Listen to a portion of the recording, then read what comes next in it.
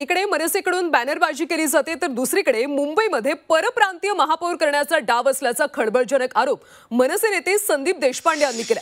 दुबार नावांपैकी 90% नावं परप्रांतीय, मतदार यादीमध्ये परप्रांतीय नावं कुणी घुसवली असा सवाल देखील त्यांनी उपस्थित केला। शेलारांच्या मतदारसंघात अनेक दुबार मतदार आहेत असा आरोप सुद्धा संदीप देशपांडे यांनी केला।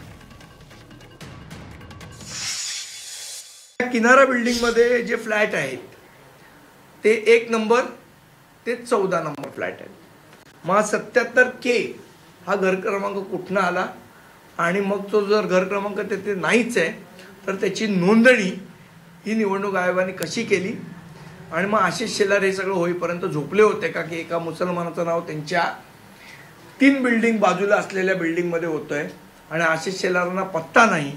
हा संशोधनाचा विषय, आमचा का आशिष शेलारांवर कुठला आरोप नाहीये। आपण बघितले तर यातली 90% नावं ही परप्रांतीय आहेत। मग ही परप्रांतीय नावं घुसडवण्याचं काम हे भारतीय जनता पक्षाने केलंय का? मनसेने तर केलं नाही। परप्रांतीयांची मतं आपल्याला मिळावी यासाठी आशिष शेलारांनी नावं घुसडवली आहेत का? भारतीय जनता पक्षाने नावं घुसडवली आहेत का? याला संशय निर्माण व्हायला जागा आहे। परप्रांतीय महापौर करायचा म्हणून जास्तीत जास्त परप्रांतीय नावं घुसवण्याचा पराक्रम हा भारतीय जनता पक्ष करतेय का? हा महत्त्वाचा प्रश्न इथे निर्माण होतो।